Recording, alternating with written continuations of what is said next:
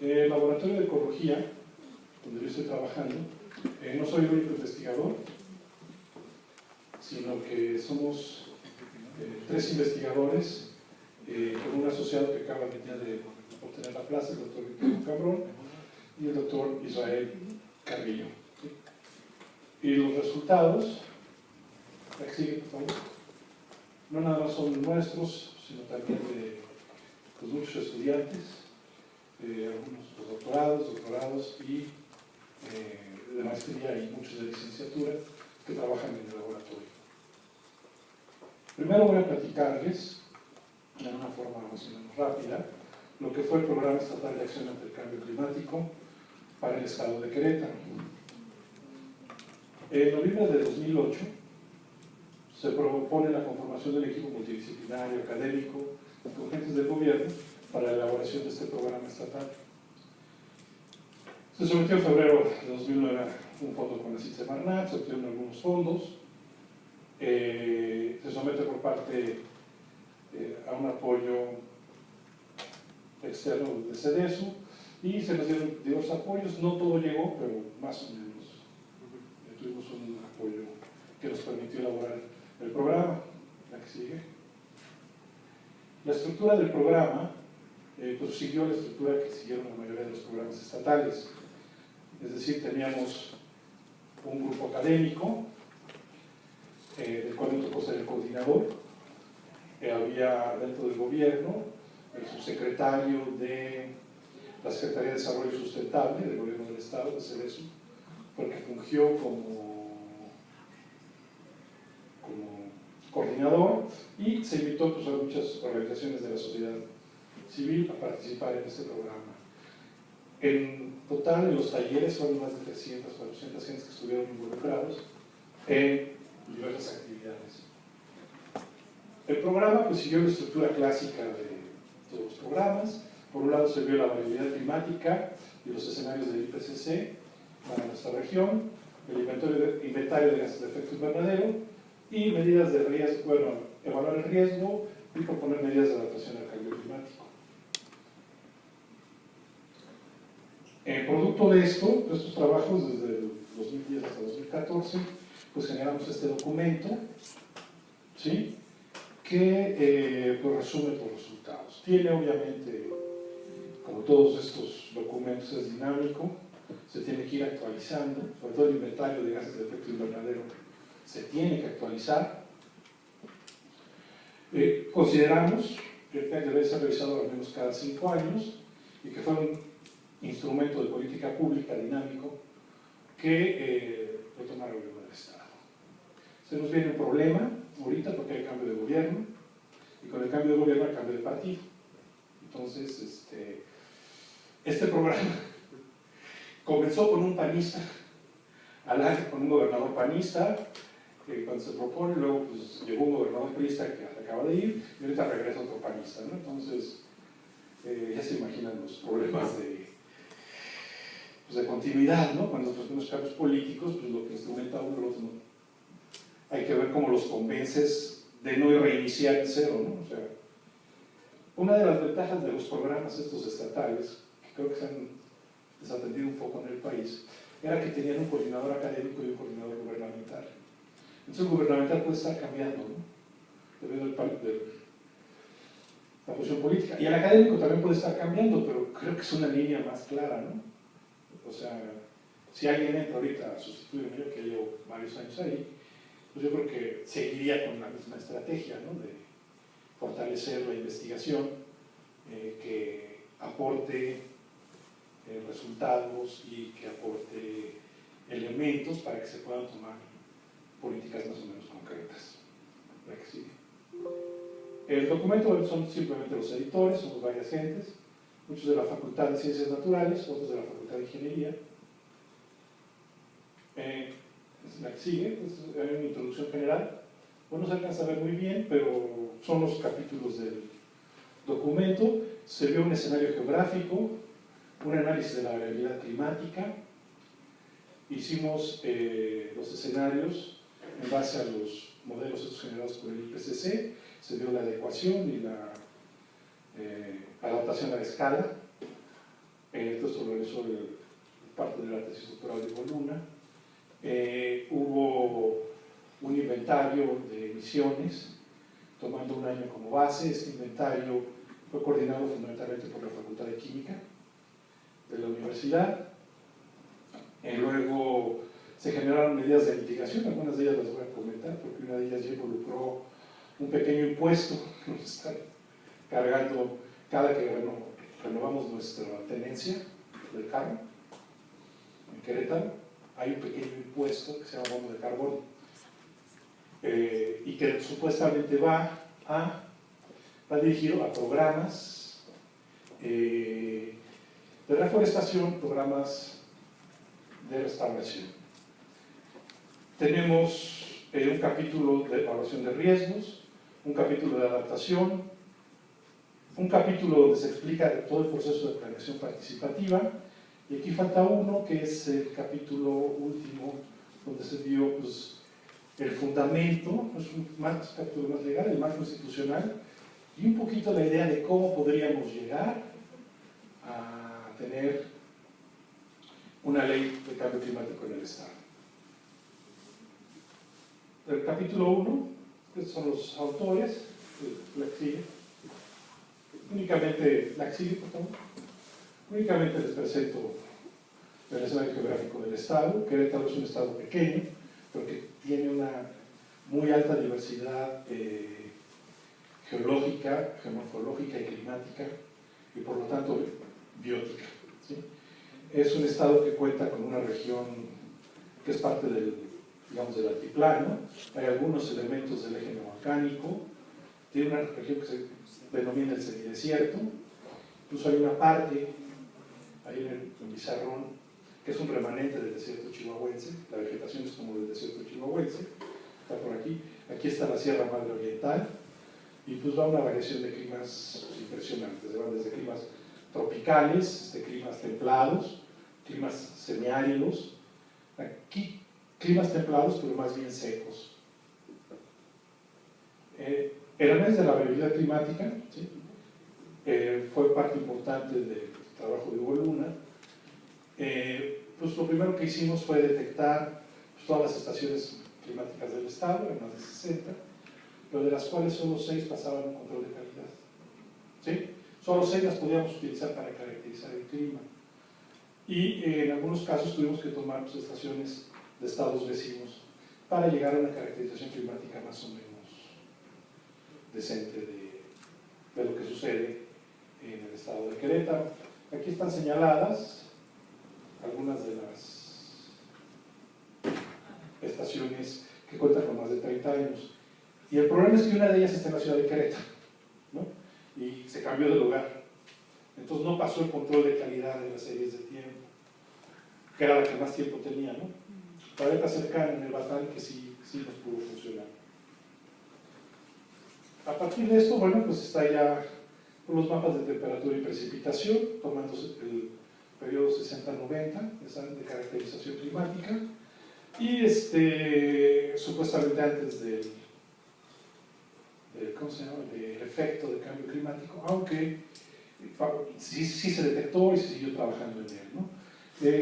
El documento, sobre todo el documento extenso, que es el que viene en el disco, o sea, esto no es más que un resumen, como les decía, ejecutivo, pero si ven en el disco, bueno, ya vienen los análisis de las diferentes estaciones, la que sigue, por ejemplo, la estación de Ixquiapan. Hay ya análisis un poquito de tendencias climáticas, por ejemplo, el número de días secos consecutivos en esta estación de Ayutla, y este fue un proceso que se fue viendo en la mayoría de las estaciones. O sea, se ha incrementado el número de días secos. La precipitación es casi la misma, pero el intervalo entre precipitación y precipitación ha ido aumentando. La siguiente, bueno, la precipitación en general no hay un cambio significativo, es un muy ligero descenso, desde el 60 hasta después del 2010 no hay cambios así importantes. Otro punto donde sí se encontraron cambios fue en las temperaturas mínimas, pero creo que esto es general, ¿no? Todo el mundo está encontrando que las temperaturas mínimas están subiendo. Y cuando vimos adaptación, ahí comenzaron a surgir varios problemas relacionados fuertes. Uno de ellos es un gusano barrenador en los bosques de encinos, el Dendroctonus, que está acabando con grandes superficies de bosques. Entonces ahí surgió posteriormente un proyecto. Otro problema, por ejemplo, fue de tipo médico.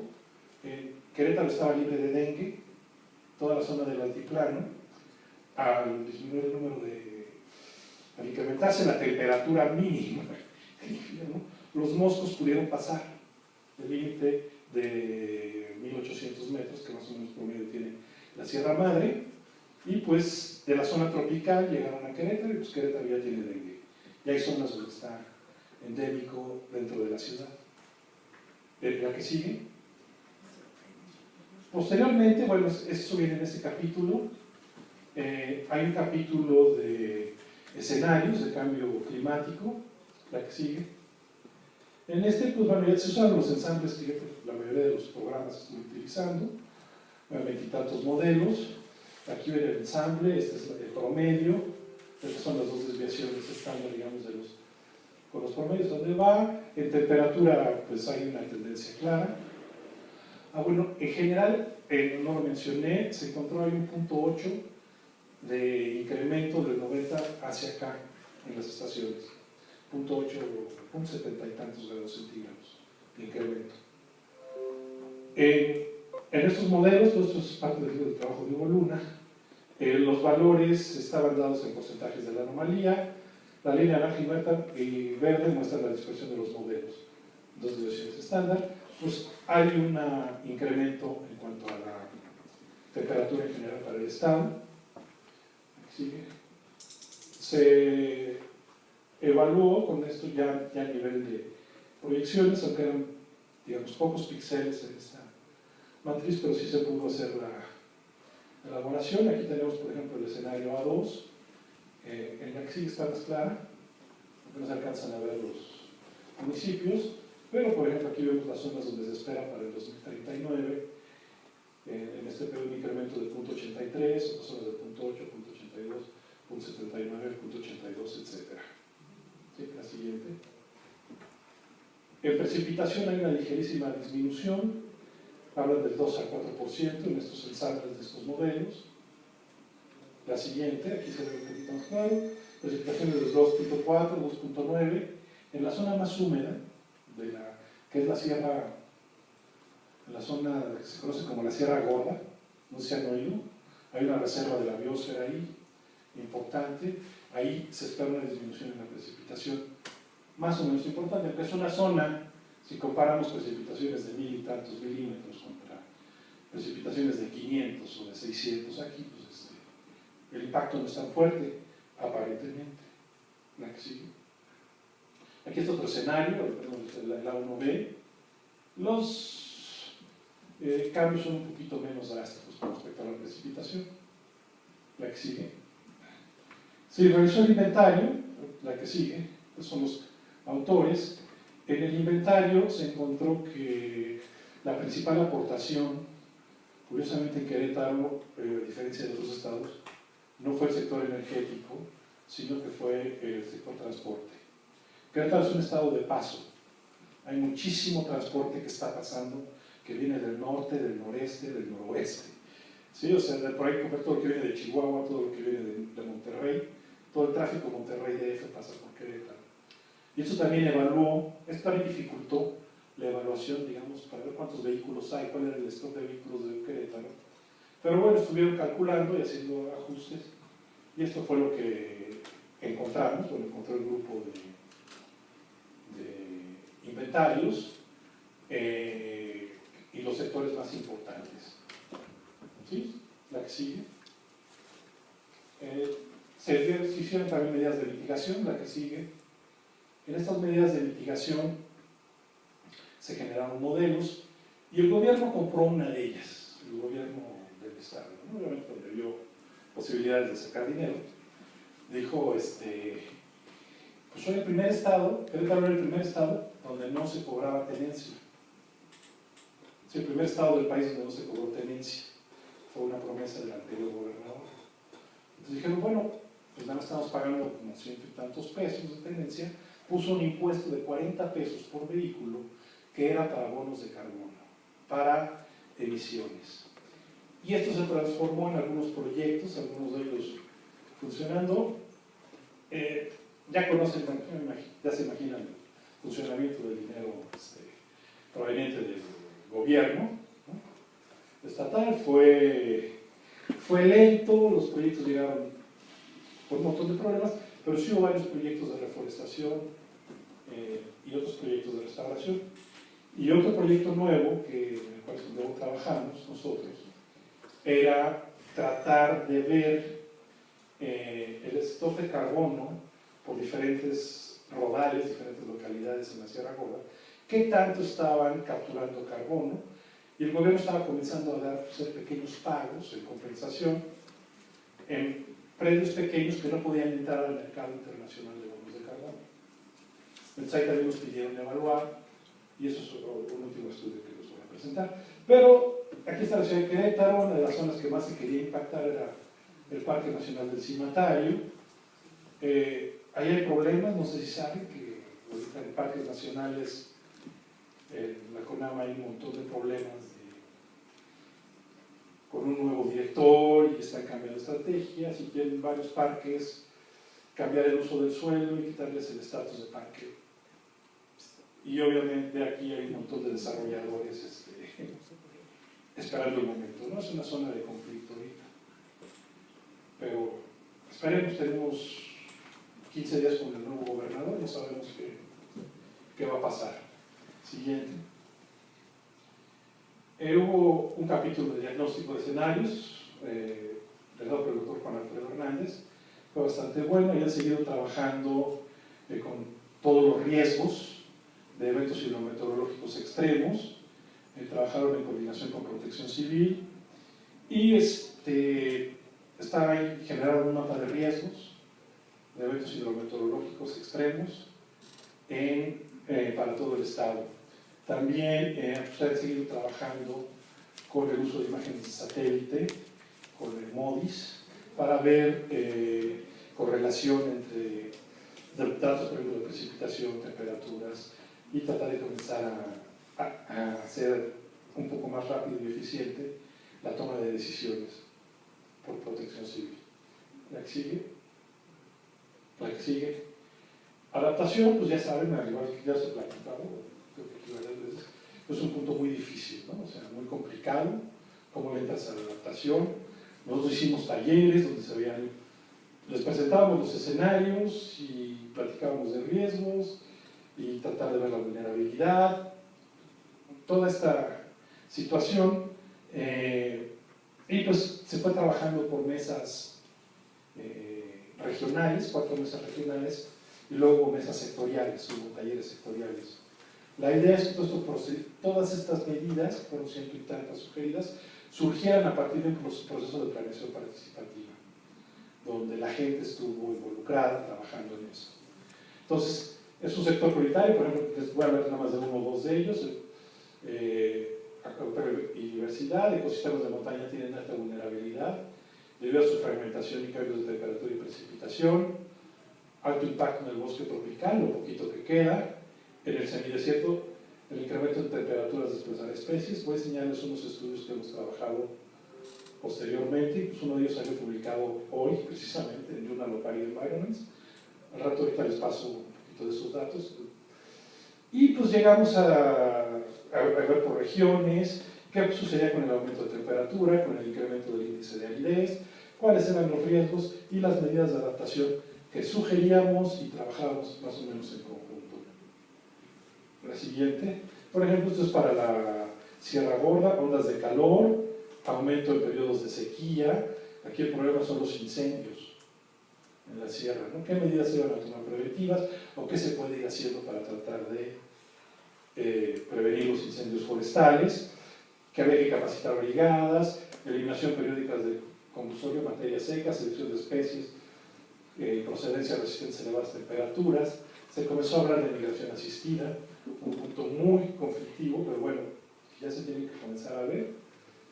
Migración asistida, si tú tienes un ecosistema que está cambiando, tú puedes asistir a las especies, digamos, que vayan migrando, ocupando otro piso climático, ¿no? Entonces, pero implica intervención y todavía no tenemos muchos elementos, ¿no?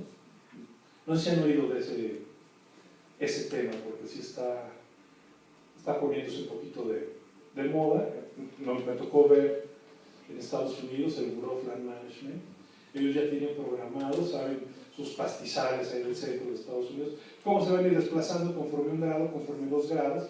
Y entonces dicen, no, pues lo que hay que ir haciendo es ir ayudando a las especies de climas, digamos, como va a haber un desplazamiento norte-sur de especies, no, sur-norte, porque se van a ir desplazando hacia el norte, hacia zonas que cada vez van a ser un poquito más templadas, menos frías. Entonces, si entras o no entras en este proceso de migración. Aquí hay pues, algo de discusión, incluso entre nosotros hay posiciones ahí a veces en el laboratorio de discusión, pero es un tema que no podemos evitar. La que sigue. En el sector agropecuario, aquí había, bueno, teníamos que ver muy diferente la zona tecnificada de la zona no tecnificada, agricultura de subsistencia, también hay mucho. Pero la capacidad de adaptación depende de la planeación estratégica para el desarrollo, o sea, costos de plagas, control térmico, la agricultura protegida está muy fuerte ahorita en Querétaro, necesidad de regulación de unidades avícolas. Aquí hubo un trabajo muy interesante en la que sigue. Bueno, los problemas cada día mayores de abasto de agua y en conflicto, ¿no? Se analizaron, por ejemplo, un estudio que se llevó a un nivel un poco más profundo, la localización y el número de unidades de producción por cada granja avícola. Pues resulta que Querétaro es el principal productor de pollo, nuestros productores de pollo. Y el problema que tienen es que las casetas no fueron orientadas para dar un confort térmico a los pollos, sino que venían, bueno, a ver, pues, ¿para dónde corre la pendiente? Aquí la orientas, y pues tienes el 60% de las granjas avícolas mal orientadas para mitigar un posible efecto de incremento de temperatura, y ya lo están afectando. Entonces tienen que invertir dinero en adaptar las casetas, ¿no? Entonces, pues tú ya tienes que ir planeando la construcción en base hacia dónde va el cambio climático, ¿sí? Y de tal forma en que tú no solo sea la construcción, sino que hay que poner corredores verdes, ¿no? Árboles, ver dónde corre el viento, ver cómo podías mitigar un poquito el efecto de temperatura dentro de estas unidades. Este estudio, les digo, está en proceso también. Hubo otro de ellos, es una publicación que está ahorita en prensa. Se estimó toda la producción de metano por las vacas productoras de leche. Todo el inventario de gases de efecto invernadero se hizo a un nivel, estamos con tier 1, es un nivel de aproximación utilizando datos. Con algunos sí pudimos ir un poquito más profundos dentro de este programa estatal de acción. La que sigue. Aquí viene pues, todo el proceso de planeación participativa, fueron talleres regionales, hubo talleres sectoriales, se trabajó el consorcio con otros estados también, con otros programas que estaban desarrollándose, el de San Luis Potosí y algunos otros estados. Se tomó mucho de lo que el de Veracruz, pero recuerdo que Veracruz fue el primero en tomar este tipo de estrategias. Se identificaron los riesgos hidrometeorológicos, vulnerabilidad del sector, medidas de adaptación, pero también de mitigación. Hubo mesas de adaptación y mesas de mitigación. Y en el documento, bueno, se encuentran pues, descritos los resultados. La siguiente. Este capítulo del marco institucional se analizó y se le comenzó medio a ver la posibilidad de llegar a una ley. Hubo unos diputados estatales que quisieron promover una ley. Por otro lado, no consultaron el documento. Entonces, cuando veíamos la ley, era una copia de una ley de otro estado, ¿no? O sea, en Querétaro había el efecto de las mareas, ¿no? De las propuestas de los diputados. O sea, ni siquiera leyeron la ley estatal de Veracruz, ¿no? Cambio climático, y querían ponerlo en Querétaro. Pues bueno, pues es que las mareas está cañón que nos lleguen, ¿no? Toda la tierra madre oriental está ahí de por medio. Pero bueno, logramos pues que se mejorara un poco, pero se les acabó el tiempo. Y ahí entra una nueva legislatura, y a ver, como viene otra vez nuestra función de estar dando lata para pues, tratar de que llegáramos a algo. En esta ley se contemplaba la creación de un instituto de cambio climático. Un punto que, bueno, tenía sus pros y sus contras, ¿no? ¿Qué tan bueno es crear un instituto estatal de cambio climático? O mejor, pues adapta y fortalece a los grupos que ya existen, ¿no? Entonces, pero está ahí, está en la propuesta. Y vamos a ver qué sucede. Entonces, este programa, pues dio inicio a que nos interesáramos, al menos en el laboratorio, pues, en estudios muy relacionados a cambio climático. Ya estudios más, digamos, dentro de nuestra área. Nosotros somos un laboratorio de ecología vegetal, pues trabajamos ya aspectos más relacionados con las plantas, ¿no? Se publicó, por ejemplo, un artículo primero donde eran cuestiones de distribución espacial y ya se veía el efecto de cambio climático con algunas especies. María Concepción Conchita, acaba de publicar en este año aquí en la revista Atmósfera el efecto de la vegetación urbana en la temperatura y la isla de calor en la ciudad de Querétaro. ¿Sí? Se ya midió qué efecto tiene, ahorita les presento algunos de esos resultados. Acaba de ser publicado hace un mes en la revista de aquí del Centro de la Atmósfera, en la revista Atmósfera. En prensa está este trabajo que les decía de la emisión de metálico entérico, de la revista Mexicana de Ciencias Pecuarias.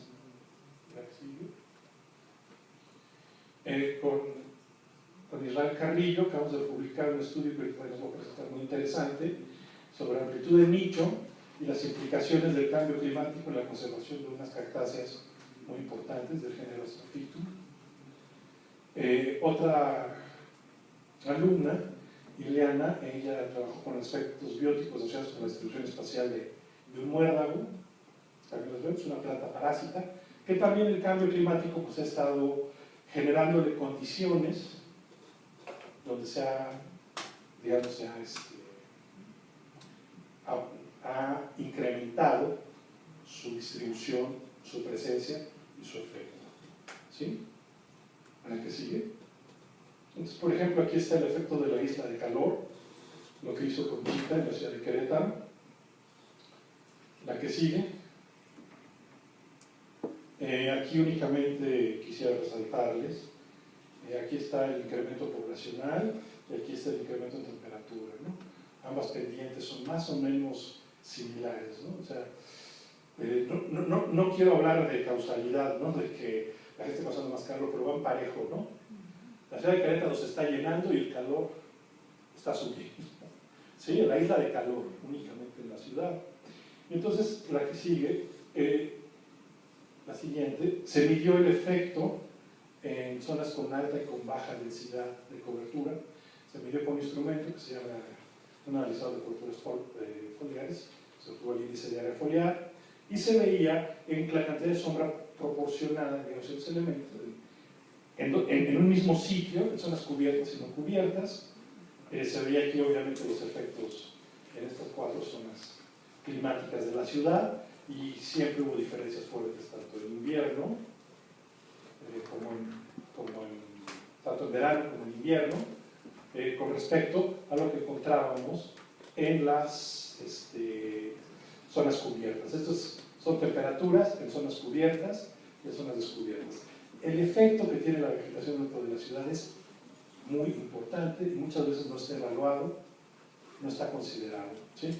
Se detectó obviamente el efecto de isla de calor de la ciudad, pero nuestra intención era ver no solo el efecto de isla de calor, sino cómo la isla de calor estaba siendo atenuada o no atenuada por la presencia de cobertura arbórea. Entonces, hay un incremento de 0.72 grados por década, un 50% del incremento en áreas verdes disminuye, por ejemplo, la temperatura mínima en invierno, y hasta 2.18 grados en verano. Acorde a la relación del índice de calor urbano con la cobertura vegetal, Un 50% de incremento en esta mitigaría hasta 2 grados el efecto de isla de calor.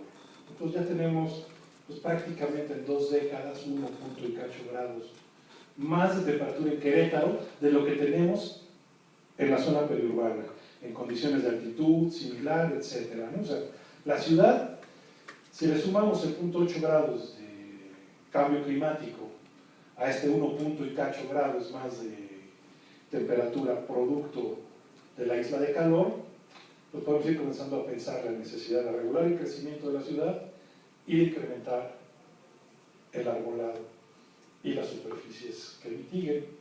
Hay un grupo en la Facultad de Ingeniería que está trabajando fuertemente en las azoteas verdes, ver el efecto y de mitigación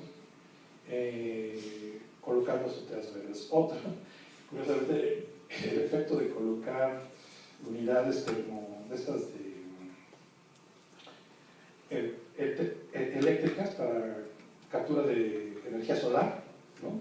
Eso en las mismas azoteas produce un efecto de atenuación térmica, ¿no? Estás creando sombra, ¿no? Hubo un proyecto de estos de bonos de carbono donde varios restauranteros del centro de Querétaro se juntaron y, digamos, buscando un doble efecto, ¿no?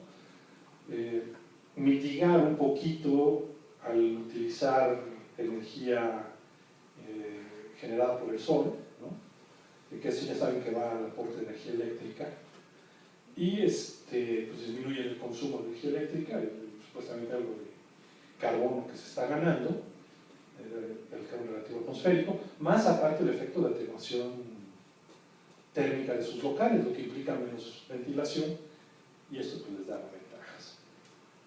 Ahora que si a esto le sumas azoteas verdes, pues estás aumentando el área cubierta por vegetación en el estado, en la ciudad, perdón. La que sigue. La siguiente. Este es otro de los estudios, el anterior. Este otro de los estudios que les mencionaba surgió por interés personal. Aquí tenemos 4 especies del género Astrophytum, varias de ellas en peligro de extinción. Son unas cactáceas muy bonitas, muy codiciadas. Estas son, digamos, dónde están sus poblaciones. Y entonces, pues, quisimos ver un análisis que se conoce de amplitud de nicho, ver dónde se están dando las condiciones propicias bioclimáticas, o sea, de temperatura, de humedad, de radiación, de orientación de ladera, altitud, etcétera, para que esta especie, digamos, tuviera las condiciones donde se puede desarrollar. Es un análisis que se ha estado utilizando mucho en estudios biológicos, y pues generamos un modelo de cuál era la amplitud del nicho en las condiciones actuales, y utilizamos los escenarios generados por el IPCC A1 y A2, y vimos qué les iba a suceder a estas especies con estos escenarios de cambio climático. Entonces, la siguiente. Entonces tuvimos que estimar las condiciones ambientales adecuadas para el Astrophytum. Usamos un método que se llama de máxima entropía, donde se usan capas de variables bioclimáticas y altitud. Entonces seleccionamos un modelo con las mismas capas para las 4 especies del género, que eran Asterias, Capricornio, Myriostigma y Ornatum. Estimamos el efecto de esto de amplitud del nicho con variables microambientales, y luego incluimos incluso otros aspectos como hacer con especies con áreas abiertas, rocas, grietas, nodrizas. La planta nodriza, muchas de estas plantas tienen una plantita que le crea condiciones microambientales. El haber estudiado nodricismo fue por lo que a mí me pidieron ser el coordinador del PEAC. Pero no había ningún climatólogo en Querétaro, ¿no? El único que había trabajado con aspectos microclimáticos era yo. Entonces, no, pues, trabájalo tú, ¿no? Las plantas nodrizas atenúan la condición térmica abajo de una planta protegida. Entonces estuvimos viendo esto. Entonces, por ejemplo, aquí están 2 poblaciones de cada especie. La que sigue. Y aquí están los modelitos. Los puntitos no se alcanzan a ver bien, pero los puntitos es donde está la especie, y la zona potencial donde esta especie, que es Astrophytum asteria, en las condiciones observadas del 50 hasta el 2000. Digamos, estas son las condiciones donde puede vivir adecuadamente. Aplicamos los modelos de cambio climático a este modelo de amplitud de nicho, o sea, los juntamos, la siguiente. Y esto es para 2020 en un escenario a dos. Vean, los puntitos son las poblaciones originales de las especies. El cambio climático me está reduciendo fuertemente el área posible de distribución de esta especie. ¿Sí? Está afectando, o sea, nos la puede sacar de jugada, ¿no? Siguiente. Está lo mismo para 2050, con otros puntos. Y entonces son estimaciones del cambio que son ambientales para Astrophyton, por Max Entropy, 30 variables bioclimáticas, 10 variables bioclimáticas, altitud proyectada bajo estos escenarios. La siguiente. Y aquí está, para cada una de ellas, entre diferentes condiciones, qué podía pasar, dónde podía disminuir, qué eran esos puntos negros y qué eran los preocupantes. La que sigue. Entonces, ¿qué concluíamos? La mayoría de las poblaciones experimentan condiciones ambientales inadecuadas debido al incremento de la temperatura y disminución de la precipitación. Otros factores, como el número de poblaciones tolerantes de especial aridez, tienen que ser estudios que se tienen que realizar, ¿no?, para ver la vulnerabilidad de esta especie ante el cambio climático. Y esto debemos de sumarlo con otros problemas serios que tiene la especie o las especies en estas condiciones. Usamos esta especie simplemente como modelo. Nuestra intención es seguir trabajando, y por ahí platicábamos hace rato con el doctor Gay, la necesidad de que comenzamos a trabajar con especies de otro tipo de utilidad forestal. Pero esto, les digo, acaba de ser publicado, salió hoy, Journal of Arid Environment, en este libro lo pueden encontrar. La que sigue. Otro proyecto que les mencionaba era el muérdago.